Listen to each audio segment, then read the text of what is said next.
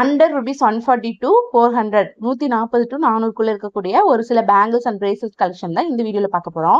First one வந்துட்டு ஒரு ஏடி stone ஒர்க்ல இருக்கக்கூடிய ஒரு கிரீன் கலர் பேங்கிள் தான் மீஷோல இருந்து ஆர்டர் பண்ணியிருந்தேன்.